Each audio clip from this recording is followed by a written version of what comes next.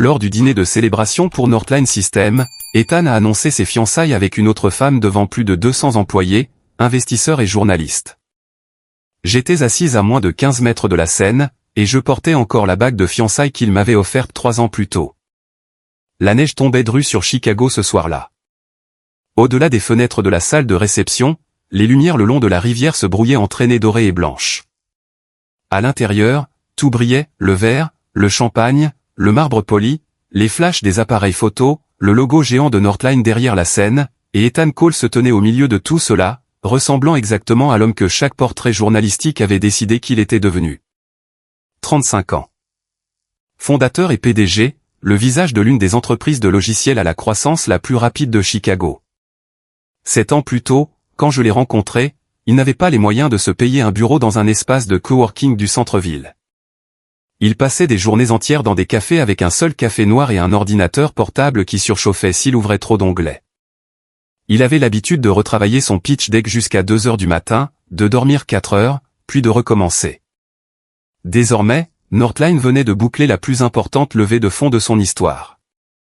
L'entreprise était valorisée à plus d'1 milliard de dollars. Crainess avait mis Ethan en couverture le mois précédent et l'avait qualifié de prochaine star de la tech à Chicago. Cette soirée était censée être une célébration. À 16 heures cet après-midi-là, Ethan m'avait envoyé un message, « Viens tôt ce soir. Ne pars pas avant la fin. J'ai quelque chose d'important à annoncer à tout le monde. » J'étais dans notre chambre, tenant deux cravates contre son costume bleu marine lorsque j'ai vu le message. « Qu'est-ce que c'est ?» avais-je répondu. « Tu verras. » J'ai souri en le lisant. C'est la partie dont je me souviens encore le plus clairement. J'ai souri parce que 3 ans plus tôt, Ethan m'avait déjà demandé en mariage. Il n'y avait pas eu de photographe, pas de fleurs, pas de surprise soigneusement mise en scène. Northline venait tout juste de survivre à sa première véritable crise de trésorerie. Ethan était rentré après 2 heures du matin, avait posé sa mallette près de l'îlot de cuisine et s'était laissé glisser le long d'un meuble jusqu'à s'asseoir par terre. Je m'étais assise à côté de lui. Il avait l'air tellement épuisé qu'il aurait pu s'endormir assis. « Claire, avait-il dit, je ne peux rien t'offrir pour l'instant. » Puis il avait glissé la main dans son manteau et en avait sorti une petite boîte en velours. La bague était modeste, du moins selon les critères de l'homme qu'Ethan est devenu plus tard.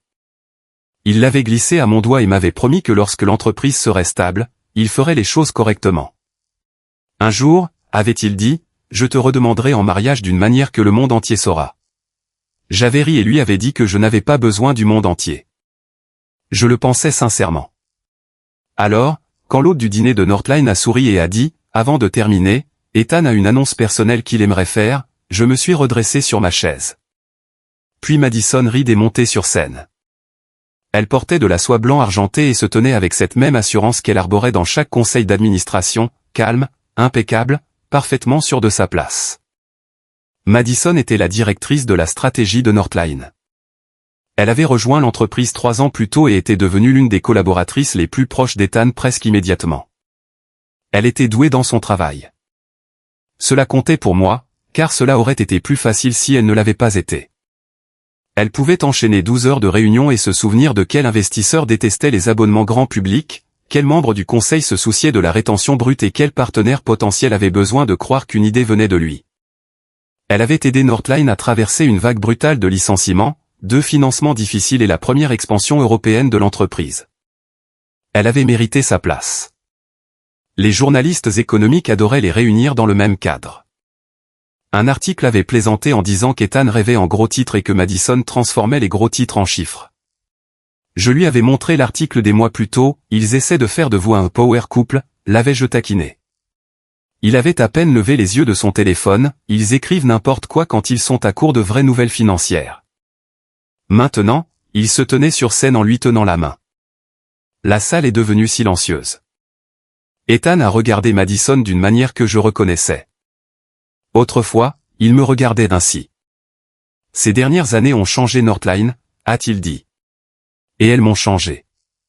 J'avais l'habitude de penser que la chose la plus importante qu'un fondateur pouvait trouver était la bonne équipe. Mais j'ai appris qu'il faut aussi quelqu'un qui comprend vraiment ce que vous bâtissez. Quelqu'un qui vous défiera quand tout le monde vous dit oui. Mes doigts se sont crispés autour de ma coupe de champagne. Madison a été cette personne pour moi. Elle n'est pas seulement la personne en qui j'ai le plus confiance dans les affaires. Elle est la personne que je veux à mes côtés pour le reste de ma vie. Puis il a mis la main dans sa veste. Pendant une seconde étrange, j'ai baissé les yeux vers ma propre main, vers la bague qui s'y trouvait déjà. Ethan a mis un genou à terre. La salle a explosé. Les gens ont applaudi. Quelqu'un a sifflé. Les téléphones se sont levés tout autour de moi. Les photographes se sont précipités vers la scène. Madison a couvert sa bouche et a pleuré.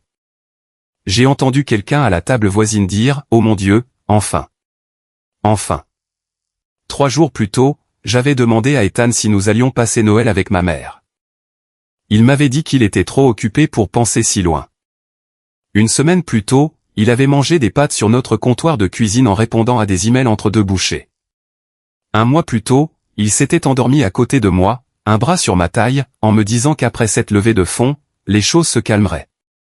Nous n'avions pas rompu. Nous n'avions pas fait de pause. Nous n'avions même pas eu une dernière dispute catastrophique. Nous étions juste devenus fatigués. Du moins, c'est ce que je pensais. Il rentrait plus tard. Nous parlions moins.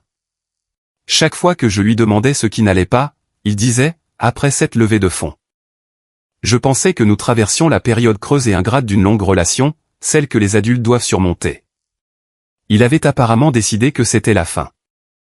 Les questions ont commencé dès que Madison a dit oui. Un journaliste près du premier rang a ri et a demandé, « Est-ce que cela signifie que Northline a enfin sa première dame ?» Tout le monde a ri avec lui. Puis une jeune journaliste a levé la main, « Ethan, il y a eu des mentions dans des portraits passés d'une petite amie de longue date. Pouvez-vous préciser quand cette relation a pris fin ?» Tout mon corps s'est figé. Le sourire de Madison a changé, lui aussi. Juste un soupçon. Ethan savait que j'étais dans la salle. Nous nous étions vus dans le hall de l'hôtel moins d'1 heure auparavant. Il m'avait embrassé la joue et m'avait dit que j'étais magnifique. Maintenant, il regardait la journaliste. C'était une relation qui a duré longtemps, a-t-il dit. Une relation, pas claire. Pas 7 ans, pas la femme assise dans la pièce portant sa bague. Nous nous connaissions depuis longtemps, a-t-il poursuivi. Mais les gens changent. Ce dont vous avez besoin à une étape de votre vie n'est pas toujours ce dont vous avez besoin à une autre. La journaliste a froncé les sourcils, donc, la relation est terminée. Ethan a marqué une pause. Ce ne fut pas une longue pause. La plupart des gens ne l'ont probablement jamais remarqué. Moi, oui. Nous ne sommes plus faits l'un pour l'autre, a-t-il dit. C'était tout. C'est temps réduit à une phrase nette pour la presse. Nous ne sommes plus faits l'un pour l'autre. Quelque chose en moi est devenu très silencieux. J'ai glissé ma main sous la table et retiré la bague. Je n'ai pas fait de scène. Je n'ai pas confronté Madison. Je n'ai pas jeté de verre au visage d'Ethan. Je ne suis pas resté pour les regarder s'embrasser. Je me suis levé, j'ai mis mon manteau et je suis sorti par les portes latérales. Le couloir à l'extérieur de la salle était presque silencieux. Quand les portes se sont refermées derrière moi, les applaudissements sont devenus un grondement étouffé. J'ai ouvert ma main. À l'intérieur de la bague, Ethan avait fait graver 2 mots, « Toujours nous ». Je les ai fixés pendant quelques secondes. Puis j'ai marché vers une poubelle près de l'ascenseur et j'y ai jeté la bague. Je n'ai pas regardé en arrière. Dehors, la neige tombait plus fort. Le vent s'engouffrait sous l'entrée couverte de l'hôtel et balayait la poudreuse sur le trottoir. J'ai sorti mon téléphone et composé un numéro que je n'avais pas appelé de mon plein gré depuis longtemps. Ma mère a répondu à la 2e sonnerie, Claire. Elle avait l'air surprise. Maman. Ce simple mot a presque brisé ma voix. La ligne est devenue silencieuse. J'ai regardé à travers la baie vitrée de l'hôtel les lumières à l'intérieur. Tu avais raison. Elle n'a pas dit, je te l'avais bien dit. Elle n'a même pas demandé ce qui s'était passé. Elle a demandé, où es-tu? Et cela m'a presque fait pleurer plus fort que tout ce qu'Ethan avait fait. Au centre-ville, dans un hôtel. Es-tu en sécurité? Oui. Tu veux que je vienne te chercher? J'ai dégluti. Pas seulement pour ce soir. Elle a attendu. Je crois que je suis prête à rentrer à la maison, ai-je dit. Vraiment? Rentrez à la maison. De retour chez les Bennett. Il y a eu un autre silence. Puis elle a dit, d'accord. Pas de triomphalisme, pas de sermon, juste d'accord. Un instant plus tard, elle a demandé, es-tu seul? Oui. Reste où tu es. Daniel est à River North. J'ai cligné des yeux. Daniel? Daniel est. Il m'a fallu une seconde. Daniel et moi nous connaissions depuis l'enfance. La famille faisait des affaires avec la mienne depuis plus de 20 ans. Nos parents plaisantaient toujours sur le fait que nous finirions ensemble, ce qui nous insupportait tous les deux quand nous étions adolescents. Puis j'ai rencontré Ethan. Plus tard, après l'une des plus grosses disputes que j'ai jamais eues avec mon père, j'ai déménagé et je me suis en grande partie éloigné de ma famille. Daniel a déménagé à New York. Nous étions devenus des personnes qui s'envoyaient des messages d'anniversaire et répondaient parfois dans les discussions de groupe familial. Pourquoi Daniel vient-il? Ai-je demandé. Parce qu'il est tout prêt, a dit maman. Et parce que je ne veux pas que tu restes seul dans une tempête de neige. Puis elle a ajouté, Claire, ce n'est pas un coup monté. 15 minutes plus tard, un SUV noir s'est arrêté sous l'auvent de l'hôtel. Daniel en est sorti, vêtu d'un manteau anthracite et d'une écharpe. La neige se prenait dans ses cheveux sombres. Il ne m'a pas prise dans ses bras. Il n'a pas demandé ce qui s'était passé. Il a regardé à travers les vitres du hall où un téléviseur diffusait un extrait en direct de la célébration à l'étage. Ethan et Madison se tenaient ensemble sous un mur de flash. Puis Daniel s'est tourné vers moi. Tu rentres à la maison? Pas encore. D'accord. J'ai besoin de 3 jours. Pourquoi faire? Pour régler ma vie. Il a hoché la tête une fois, 3 jours. Il a ouvert la portière passager. Je n'ai pas bougé, tu n'es pas curieux? Très. Alors pourquoi ne demandes-tu rien? Il m'a regardé comme si la réponse coulait de source, parce que si tu veux me le dire, tu me le diras. À l'intérieur de la voiture, le chauffage tournait déjà. Il y avait un café intact dans le porte-gobelet. Daniel me l'a tendu. Ta mère a dit que tu n'aimais pas le café sucré. Elle t'a dit ça? Elle m'a dit beaucoup de choses. Comme quoi? Comme de ne pas profiter de ta rupture pour te donner des leçons de vie. J'ai ri. J'ai vraiment ri. Puis mes yeux m'ont brûlé. Daniel a démarré la voiture. Tu peux pleurer si tu veux. Je ne veux pas, alors ne pleure pas. En partant, j'ai vu sur l'écran du hall Ethan passer un bras autour de Madison. J'ai regardé une fois, puis je me suis tourné vers la fenêtre. C'est à ce moment-là que cela m'a vraiment frappé, ces temps pouvaient se terminer en silence. J'ai passé les 3 jours suivants à m'effacer de la vie d'Ethan. Le premier jour, j'ai déménagé de l'appartement que nous partagions depuis 5 ans. Nous l'avions loué parce que lorsque nous nous y étions installés, acheter quoi que ce soit dans ce quartier était impossible. Plus tard, quand Ethan a pu facilement se permettre d'acheter, nous continuions à nous répéter que nous attendrions que Northline soit plus stable. L'appartement était rempli de choses qui nous appartenaient à tous les deux. Je n'ai pris que ce qui était à moi, vêtements, livres, dossiers, photographies, ma vieille machine à expresso. Il y avait un tableau en liège dans la cuisine couvert de photos, le premier bureau de Northline, Ethan ivre après avoir bouclé son premier tour de table institutionnel. Riant les bras autour d'une poubelle parce qu'il avait trop fêté l'événement, nous deux en camping dans le Wisconsin, une photo floue de la nuit de nos fiançailles, prise à 2h30 du matin parce qu'aucun de nous ne pouvait dormir. Je suis resté là pendant un long moment. Puis j'ai laissé chaque photo sur le mur. Certaines choses appartenaient à la vie que je quittais. Les emporter ne les rendrait pas à nouveau miennes. Le deuxième jour, j'ai rencontré un avocat. Des années auparavant, j'avais fait un petit investissement initial dans Northline via un véhicule d'investissement ad hoc, SPV. Je n'ai pas bradé mes actions. Je ne voulais pas de vengeance, et cela ne m'intéressait pas de créer un problème pour les employés ou les autres investisseurs juste pour blesser Ethan. J'ai utilisé l'accord de transfert existant et revendu la part que j'étais autorisé à vendre à une entité agréée. Ensuite, j'ai mis fin à plusieurs accords de conseil informels qui étaient progressivement devenus une partie de ma vie sans qu'Ethan ni moi ne les nommions jamais ainsi. Pendant des années, j'avais examiné des dossiers pour lui, modèles financiers, conditions de financement, contrats d'entreprise. Parfois, Ethan tournait son ordinateur portable pendant le dîner et disait « Quelque chose cloche ici. Qu'est-ce qui m'échappe ?» Je lisais pendant 10 minutes et pointais une ligne du doigt. Il pensait que j'avais de bons instincts. Une partie de ce malentendu venait de moi. J'avais étudié l'économie et les mathématiques appliquées. Après l'université, j'avais passé 2 ans dans l'équipe d'investissement de Bennett Capital. Mon père me donnait de vraies notes d'investissement depuis l'âge de 16 ans en me demandant d'expliquer où une transaction risquait d'échouer. Mais chaque fois qu'Ethan me demandait comment je savais quelque chose, je plaisantais, je l'ai lu quelque part. Un coup de chance. Ça avait juste l'air faux. Au début, je cachais mes origines par fierté. Je ne voulais pas qu'il sache que j'étais la fille de David Bennett. Je voulais savoir qu'il m'aimait sans aucun lien avec ma famille, notre argent ou notre réseau. Plus tard, j'ai craint qu'il ne pense que je le jugeais discrètement. Et après cela, m'effacer est simplement devenu une habitude. Northline était son rêve. Je voulais qu'il sente que chaque étape franchie lui appartenait. Je n'ai jamais voulu qu'il se demande si les gens acceptaient des rendez-vous grâce à moi ou si sa petite amie évaluait secrètement son travail. Alors, j'ai continué à me retirer de l'histoire.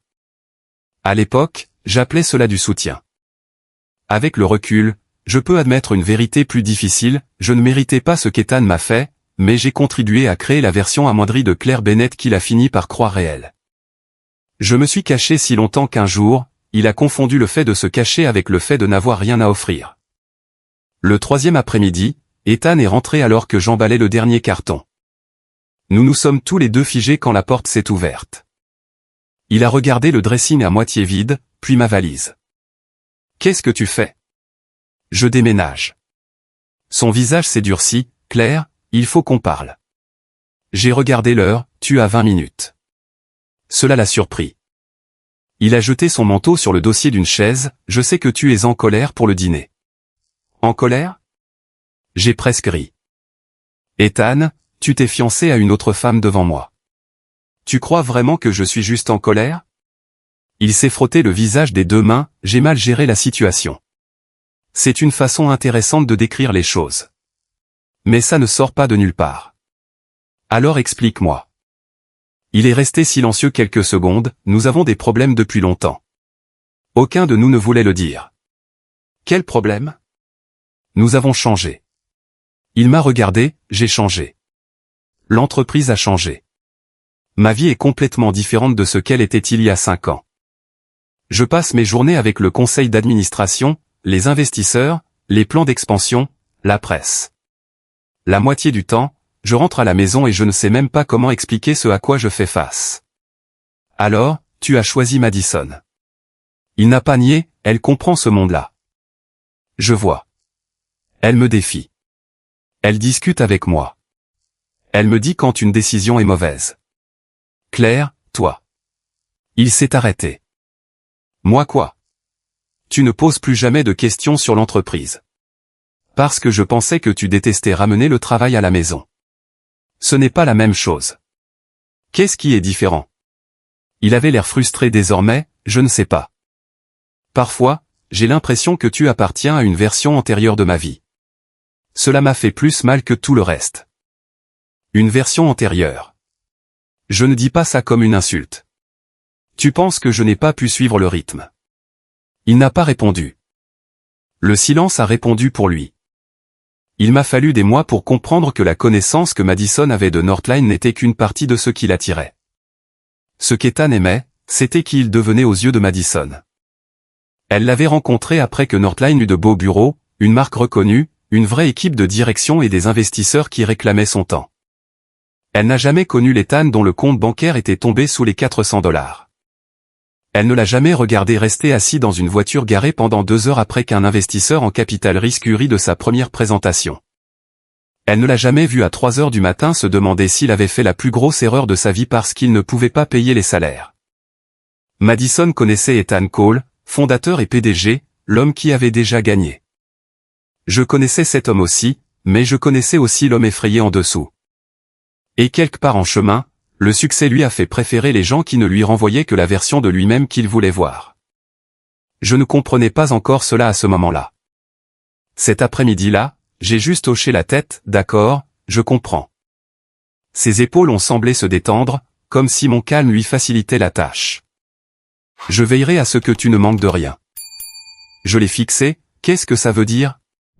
L'appartement, de l'argent, si tu as besoin de quoi que ce soit. Tu es en train de me proposer un accord financier de rupture? Ce n'est pas ce que je voulais dire. Alors que voulais-tu dire? Il a fermé les yeux une seconde. Claire, nous avons été ensemble 7 ans. Je ne veux pas que ça devienne laid. J'ai ri amèrement. Ethan, la partie laide a eu lieu hier soir. Il s'est figé. J'ai fermé ma valise, je ne veux rien de toi. Je ne vais pas aller voir la presse. Je ne vais pas m'interposer entre Madison et toi. Si c'est la vie que tu veux, prends-la. J'ai tiré la valise vers la porte. Ethan m'a attrapé le poignet. Où vas-tu?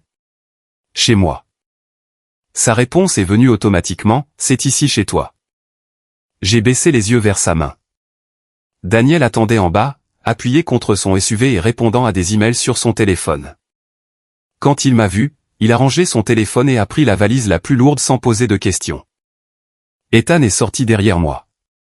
Il s'est arrêté en voyant Daniel. Qui est-ce?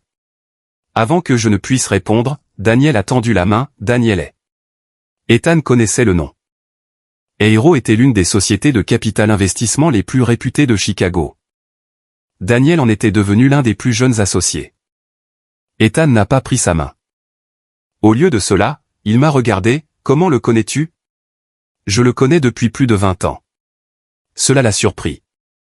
Daniel n'est pas intervenu dans la dispute. Il a mis ma valise dans le coffre et a ouvert la portière passager. Claire, a dit Ethan. Je me suis retourné.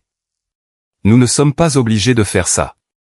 Je l'ai regardé pendant un long moment, je n'ai rien fait, Ethan. Puis je suis monté dans la voiture. Je suis juste parti. 3 jours plus tard, je suis retourné chez Bennett Capital. Techniquement, je suis d'abord retourné auprès de ma famille. Mon père ne m'a pas accueilli à la porte en me prenant dans ses bras. Cela n'avait jamais été son genre. Il était assis à la table de la salle à manger quand je suis entré. Il m'a regardé pendant 5 secondes. Pour combien de temps es-tu de retour? Je ne sais pas.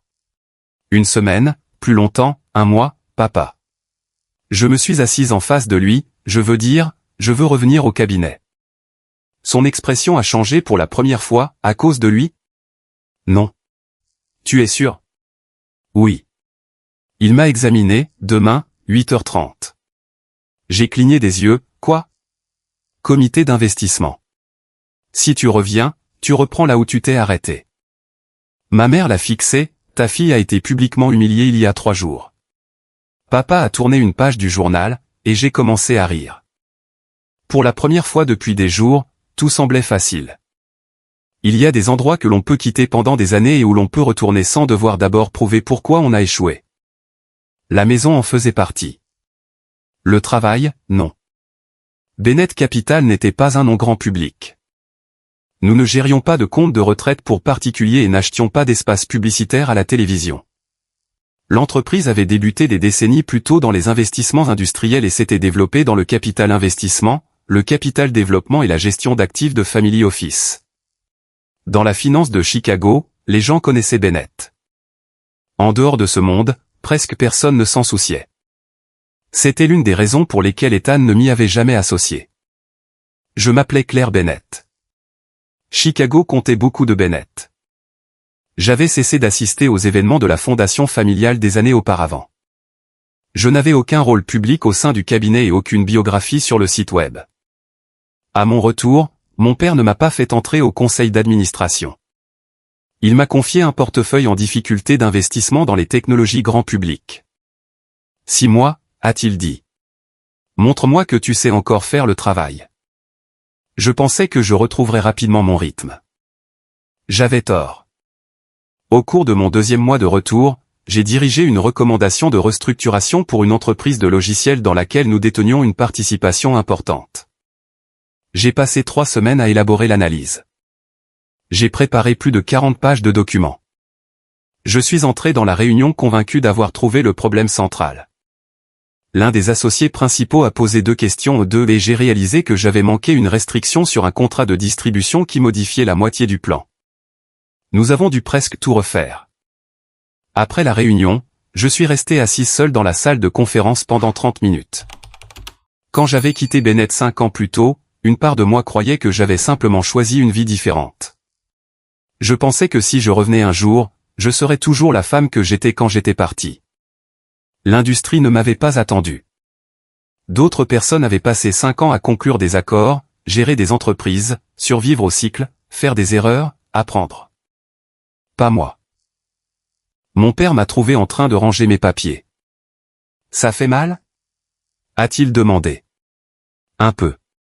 Tu penses que tu n'es plus aussi intelligente qu'avant? Je n'ai pas répondu. Il a tiré une chaise, être intelligente n'a jamais été ton problème. Partir pendant 5 ans et penser que tu pourrais revenir au sommet en 3 mois, voilà le problème. Puis il a dit quelque chose que j'ai noté plus tard, avoir raison une fois ne te rend pas prête. Ce jour-là, j'ai enfin séparé deux idées que j'avais confondues, j'avais le droit de rentrer à la maison sans avoir à le mériter, je n'avais pas le droit de revenir au travail et d'être immédiatement excellente. Je devais regagner cette part-là. Pendant ce temps, Ethan commençait à remarquer des détails du passé qu'il n'avait jamais songé à remettre en question. Au début, il m'envoyait des messages d'ordre pratique, tu as laissé une clé. Il reste des affaires au garde-meuble. Nous pourrons parler quand tu seras prête. Je ne répondais pas. Puis, 2 semaines plus tard, un message différent est apparu, est-ce que tu connais Victor Shaw?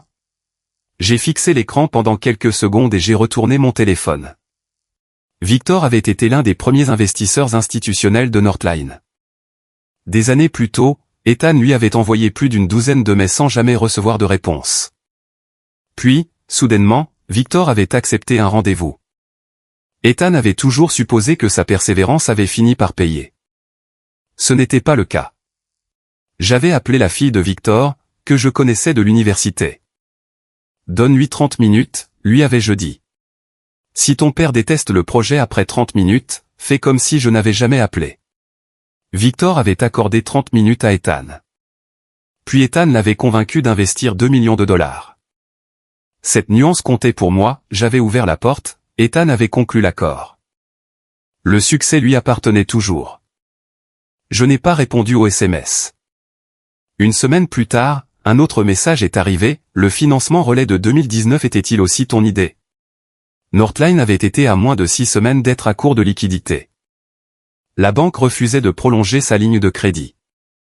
Ethan n'avait pas dormi convenablement depuis des jours. J'avais reconstruit le modèle financier et remarqué qu'un important portefeuille de créances avait été traité comme s'il n'avait aucune valeur de financement. J'avais rédigé une structure possible sur 3 pages et l'avais laissée sur la table de la cuisine. C'est toi qui as trouvé ça, m'avait demandé Ethan le lendemain matin. J'ai vu quelque chose de similaire en ligne. Il m'avait cru. Le directeur financier avait ensuite travaillé avec un fonds de crédit privé pour transformer cette idée en un véritable financement. Northline avait survécu. Là encore, je ne lui ai pas répondu. La première fois que j'ai répondu, c'est lorsqu'il a envoyé une photo d'un ancien modèle. Mon écriture recouvrait les marges à l'encre rouge, ne suppose pas que le taux de renouvellement restera aussi élevé. Si le plus gros client paie avec 45 jours de retard, la trésorerie s'effondre. Cette prime commerciale attirera le mauvais type de client. Son message en dessous disait, c'est toi qui as écrit tout ça? J'ai fixé la photo pendant un long moment. Oui, ai-je fini par taper. Mon téléphone a sonné quelques secondes plus tard. J'ai rejeté l'appel. Il a rappelé. J'ai rejeté à nouveau. Puis il a envoyé un dernier message, combien de fois? Je n'ai pas compris au début. Un second message a suivi, combien de fois ai-je cru avoir pris la bonne décision alors que tu avais déjà discrètement corrigé l'erreur avant même que je ne la commette? C'était la question qui importait. Pas qui était mon père. Pas si je connaissais Victor Shaw. Pour la première fois, Ethan devait reconsidérer l'une des histoires qu'il aimait le plus se raconter sur lui-même. Il avait toujours cru être ce fondateur qui prenait continuellement les bonnes décisions sous pression. Parfois c'était le cas, parfois j'avais pointé le trou avant qu'il n'y mette le pied. Il se souvenait de l'issue favorable, il avait oublié qui avait soulevé la question. Environ un mois plus tard, il a confronté Madison. Je n'ai pas entendu la conversation de leur bouche, un ancien collègue de Northline me l'a raconté bien plus tard. Ethan a demandé, savais-tu que Claire connaissait Victor? Madison a répondu, oui. Savais-tu que c'était elle qui avait esquissé la structure du financement relais? Oui. Pourquoi ne me l'as-tu pas dit? Madison est restée silencieuse un moment. Puis elle a dit, quand t'ai-je déjà dit que c'était moi qui avais fait ces choses? Ethan n'avait pas de réponse. Madison n'avait jamais explicitement menti. Elle n'avait simplement jamais corrigé les suppositions qui l'avantageaient. Mais elle a également refusé de laisser Ethan la réécrire comme une usurpatrice juste parce qu'il commençait à regretter son choix. Claire t'a présenté des gens, lui a dit Madison, c'est vrai. Elle a examiné des modèles, c'est vrai aussi. Mais j'ai aussi passé 3 ans à bâtir cette entreprise avec toi. J'ai dirigé la série B. J'étais assise à tes côtés pendant les licenciements. J'ai pris l'avion pour Londres 6 fois pour lancer l'Europe. Ne la transforme pas enceinte aujourd'hui pour pouvoir me faire passer pour une imposture. Il n'a rien dit. Je ne t'ai jamais dit que Claire était stupide, a continué Madison. Tu aimais croire qu'elle ne comprenait pas ce monde parce que cela rendait l'histoire plus valorisante. Quelle histoire? Celle où tu pars de rien, deviens un PDG à succès, dépasse la petite amie de ton ancienne vie et rencontre enfin une femme capable de suivre ton rythme. Le visage d'Ethan a visiblement changé. Madison ne s'est pas arrêtée, et t'es-tu déjà demandé pourquoi tu aimais tant être avec moi? Était-ce vraiment juste parce que je comprenais l'entreprise? Elle a attendu. Ou était-ce parce que je t'ai rencontré après que tu avais déjà gagné? Cela a fait mouche. Je ne t'ai jamais vu fauché. Je ne t'ai jamais vu terrifié. Je ne t'ai jamais vu te demander si tu allais pouvoir payer les salaires. À mes yeux, tu as été Ethan Cole, PDG, dès le premier jour. Claire connaissait la version d'avant. Puis Madison a dit quelque chose qu'Ethan m'a répété plus tard mot pour mot, tu ne m'as pas choisi parce que je te comprenais mieux. Tu m'as choisi parce que je ne connaissais que la version de toi qui avait déjà gagné. Leurs fiançailles ont pris fin la semaine suivante. C'est Madison qui a retiré la bague en premier, tu ne me choisis pas maintenant, lui a-t-elle dit. Tu essaies d'annuler ce que tu lui as fait. Et je ne veux pas épouser un homme qui passe chaque jour à se demander s'il a fait le mauvais choix. 3 mois après mon retour chez Bennett, Ethan et moi nous sommes retrouvés au même événement pour la première fois.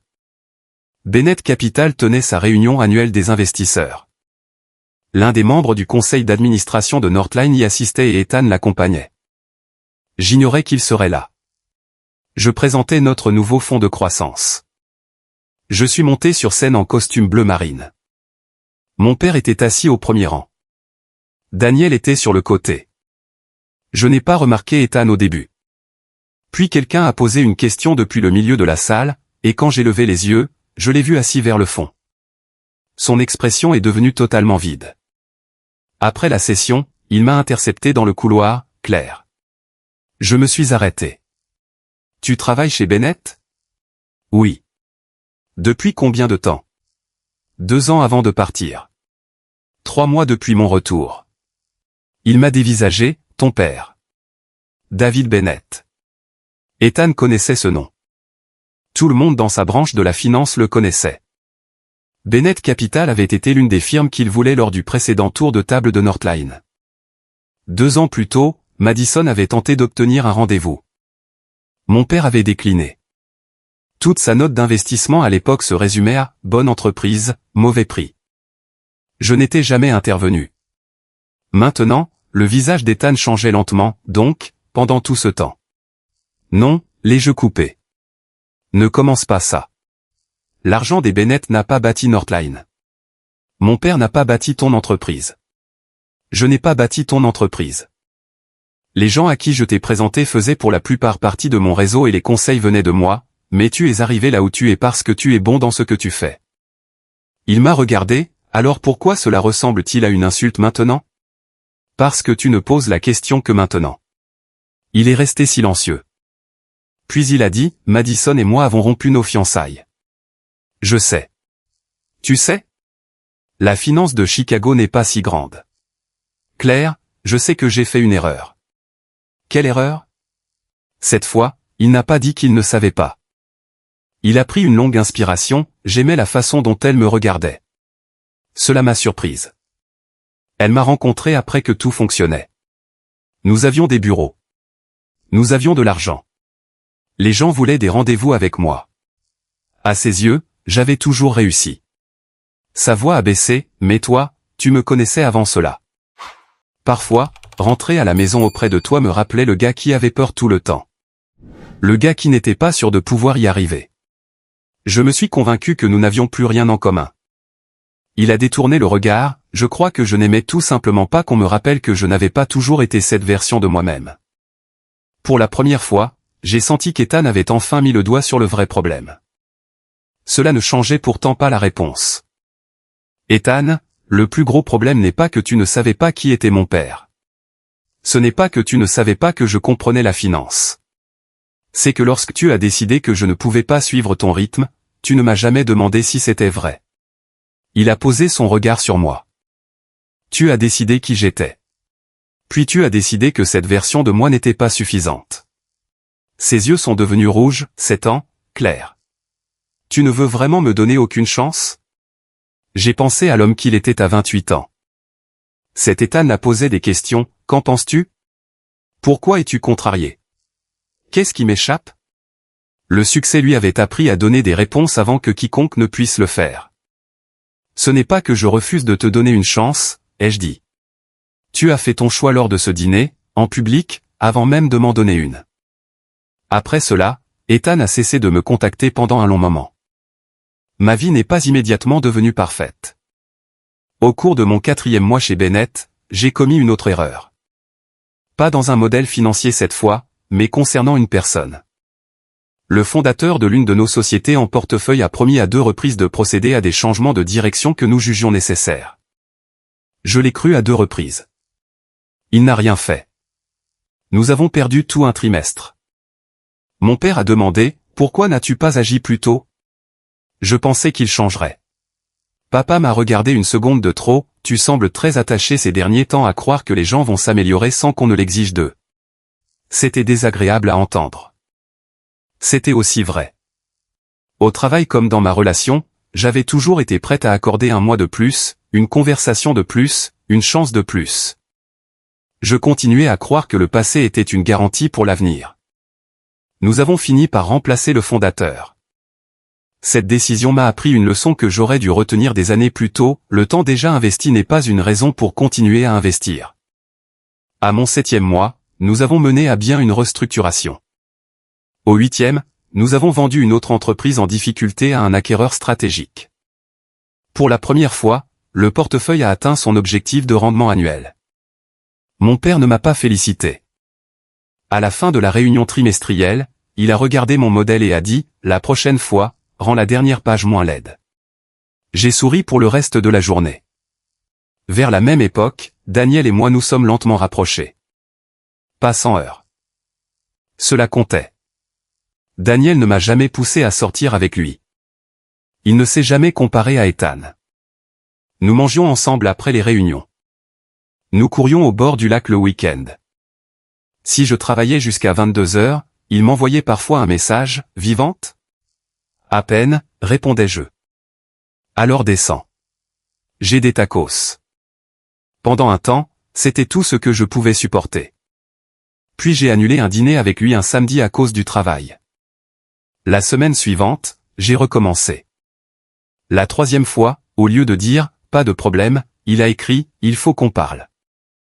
Nous nous sommes retrouvés dans un bar de quartier.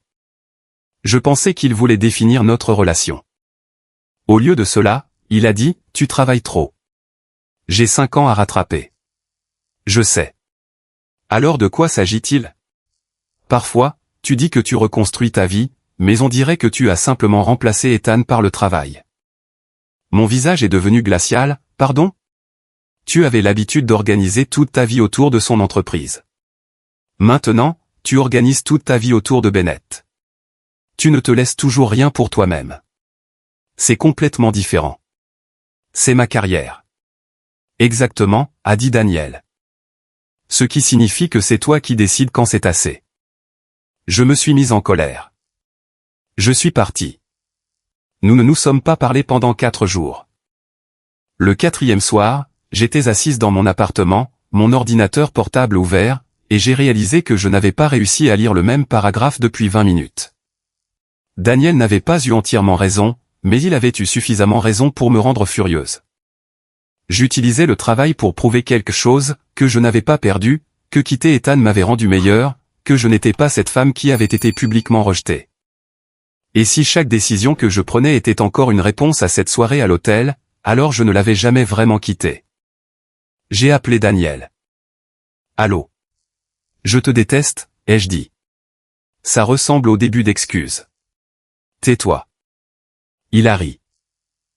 Nous nous sommes embrassés pour la première fois 2 mois plus tard. Pas de pluie, pas de champagne, pas de déclaration théâtrale. Nous étions devant mon appartement après avoir passé 20 minutes à débattre d'un mauvais investissement. Je lui ai demandé, « Tu m'as toujours aimé ?» Il a marqué une pause, « C'est un piège ?» Réponds. « Oui. » Depuis combien de temps? Avant l'université. Je l'ai fixé, « Pourquoi n'as-tu jamais rien dit ?» Parce que tu aimais Ethan. Et alors? Alors il n'y avait rien d'utile à dire. Je ne savais pas quoi répondre. Daniel m'a regardé, « Claire, je n'ai pas besoin que tu me prouves que tu as totalement tourné la page. Je n'ai pas besoin que tu prennes une décision pour me faire plaisir. Mais si tu es ici avec moi, j'ai besoin que tu sois réellement là. Pas seulement physiquement. » Cette fois-là, je ne me suis pas mise en colère. 1 an plus tard, Northline est réapparu dans mon travail. L'entreprise levait des fonds pour une nouvelle expansion. Une partie du tour de table était présentée à Bennett Capital. Tout le monde au bureau connaissait mon histoire avec Ethan. Mon père m'a demandé, « Veux-tu te récuser ?» Non. Tu es sûr? C'est du travail. Ethan est venu diriger la présentation lui-même. Nous étions 9 autour de la table de conférence. Je n'avais pas été aussi près de lui depuis longtemps. Il avait l'air plus mince, mais plus posé, moins éclatant d'une certaine façon. La présentation était bonne. Northline restait une bonne entreprise. Je n'avais jamais eu besoin qu'elle échoue pour pouvoir me reconstruire. Quand il a terminé, j'ai posé 3 questions. La première portait sur la concentration de la clientèle. Il y a bien répondu. La deuxième concernait les coûts d'acquisition sur le nouveau marché. Il a hésité, puis a répondu. La troisième était simple, si le taux de renouvellement des entreprises passe de 91% dans votre modèle à 84% et que le cycle de vente s'allonge de 20 jours, de combien de liquidités supplémentaires avez-vous besoin pour mener à bien cette expansion? La salle est devenue silencieuse. Ethan a jeté un coup d'œil vers son directeur financier. Le directeur financier a commencé à feuilleter un dossier. Ethan l'a arrêté. Il a regardé l'écran pendant plusieurs secondes. Puis il a dit, « Nous n'avons pas calculé ce cas de stress combiné. » J'ai hoché la tête, « Merci. » Bennett a finalement décliné l'investissement. Pas à cause de moi, 6 des 9 membres du comité ont voté non. Le risque ne correspondait pas à la valorisation. Après la réunion, Ethan m'a attendu près des ascenseurs. Cette fois, il ne m'a pas demandé de revenir. Il a demandé, « Est-ce que tu repérais ce genre de choses pour moi autrefois ?» Parfois. Des cas de stress comme celui-là, ou des variantes. Il a baissé les yeux et a poussé un petit rire amer, donc, je n'étais pas aussi bon que je le pensais. J'ai attendu. Tu étais bon, ai-je dit. Il a levé les yeux. J'ai laissé flotter le silence un instant. Tu ne le faisais juste pas tout seul. Ethan est resté parfaitement immobile. C'était la vérité que j'avais passé des années à éviter, de peur que la formuler ne le diminue. Il était bon. Northline n'était pas secrètement la mienne. Son ambition était réelle. Son jugement était réel. Son exécution était réelle. Mais personne ne bâtit quoi que ce soit d'important tout seul. Il avait une équipe. Il avait Madison. Et pendant longtemps, il m'a eu, moi. L'erreur n'était pas d'avoir besoin des autres. L'erreur a été de décider après coup que certaines formes de soutien comptaient et d'autres pas. Après un long silence, Ethan a dit « Merci ». Pour la première fois en 7 ans, je crois qu'il a réellement compris ce pourquoi il me remerciait. 1 an et demi plus tard, Daniel et moi nous sommes fiancés. Il n'y a pas eu de journaliste, pas de salle de réception, personne n'a mis un genou à terre. Nous étions dans un petit chalet dans le Wisconsin en train de prendre notre petit déjeuner quand Daniel a posé une boîte sur la table. Je l'ai fixée, Tu es sérieux? Très. Pas de discours? J'en ai écrit un. Alors dis-le. Il a sorti son téléphone. J'ai éclaté de rire. Tu as pris des notes? Je travaille dans le private equity. Nous rédigeons des mémos pour tout. En fin de compte, il n'a pas lu un mot. Il a simplement demandé, voudrais-tu continuer à construire une vie ordinaire avec moi? J'ai dit oui. 3 mois avant notre mariage, j'ai croisé Ethan devant un restaurant. Il était seul. Moi aussi. Chicago commençait tout juste à se refroidir à nouveau. Il a vu la bague à mon doigt en premier. J'ai appris que tu te maries. Oui. Félicitations. Merci. Nous sommes restés là un instant. Puis il a dit, Claire, puis-je te poser une dernière question? J'ai hoché la tête. Il m'a regardé, si je n'avais pas annoncé les fiançailles ce soir-là, si j'étais rentré à la maison et que je t'en avais parlé d'abord, serions-nous mariés aujourd'hui? Je n'ai pas répondu immédiatement parce que la vérité n'était pas la réponse que je m'attendais à donner. Oui, ai-je dit. Son visage a changé. Je pense qu'il s'attendait à ce que je dise non. Peut-être avait-il besoin que je dise non. Un non aurait signifié que nous étions voués à l'échec depuis le début. Un non aurait fait de cette soirée à l'hôtel une simple accélération brutale de quelque chose d'inévitable. Mais un oui signifiait qu'une autre vie s'était offerte à lui, une vie bien réelle. Nous aurions pu nous marier. Nous aurions pu être heureux. Et il avait choisi un autre chemin avant même de me dire que nous étions à la croisée des routes. Il a baissé les yeux. Après un long moment, il a demandé, « Est-ce que tu m'aimes encore ?» J'y ai réfléchi, je t'ai aimé. Ce n'est pas la même réponse. Non. Je l'ai regardé, j'ai aimé l'homme qui passait des nuits entières dans les cafés à essayer de faire fonctionner un business plan. J'ai aimé l'homme qui a économisé pendant 3 mois pour m'offrir un cadeau d'anniversaire alors qu'il n'avait pas d'argent. J'ai aimé l'homme qui a bouclé sa première levée et qui est rentré en courant à la maison parce qu'il n'arrivait pas à croire que nous allions enfin pouvoir respirer. Les yeux d'Ethan se sont embués. Tout cela était réel, ai-je dit. Je n'ai pas besoin de prétendre que cette année était fausse juste parce que la fin a été mauvaise. J'ai marqué une pause.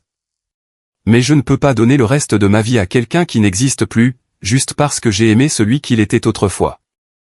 Il est resté là sans répondre. Je lui ai souri, prends soin de toi, Ethan. Cette fois, c'est moi qui suis parti la première. Il n'a pas suivi. Notre mariage était intime, moins de 70 personnes, pas de presse économique, pas d'écran géant, pas d'annonce soigneusement orchestrée. Ma mère a pleuré pour toute la famille. Mon père a conservé la même expression austère qu'il arborait lors des réunions du comité d'investissement jusqu'au moment où il a placé ma main dans celle de Daniel. Puis il a marmonné, elle est difficile. Je lui ai lancé un regard noir. Daniel a dit, je sais. Tout le monde a ri. Plus tard, après le dîner, Daniel et moi nous tenions sur la terrasse, avec la ligne d'horizon de Chicago au loin. Est-ce que tu as des regrets parfois? A-t-il demandé. Sur quoi?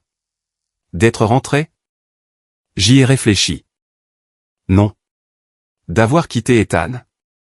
Je n'ai pas répondu tout de suite parce que j'avais des regrets, mais pas celui auquel il pensait. Je regrettais qu'il m'ait fallu cette soirée à l'hôtel pour réaliser à quel point j'avais rétréci ma propre vie. Pendant des années, je m'étais répété qu'aimer Ethan signifiait soutenir son rêve. Alors je n'arrêtais pas de me dire, c'est son entreprise, sa scène, son moment. Je peux rester en retrait. Je suis resté là si longtemps que j'ai failli oublier que j'avais ma propre place. Finalement, Ethan a fini par croire que la version effacée de moi représentait tout ce que j'étais. Et pendant un temps, moi aussi. La leçon n'était pas que je n'aurais jamais dû le soutenir. L'amour doit laisser de la place au soutien. Il doit aussi laisser de la place à l'ambition, à l'identité, aux amitiés, au travail et à une vie qui demeure la vôtre. La bonne personne n'a pas besoin que vous deveniez plus petite pour qu'elle puisse se sentir grande. Daniel a heurté doucement mon épaule avec la sienne, à quoi penses-tu? À rien. Menteuse. J'ai souri, je pensais que cette fois, c'est moi qui l'ai choisi. Il a pris ma main. Les lumières de la ville se sont allumées une à une au loin. Des années plus tôt, je pensais que choisir l'amour signifiait choisir une personne au-dessus de tout le reste. Je le sais désormais, La bonne personne ne vous oblige jamais à choisir entre l'aimer et avoir une vie à vous.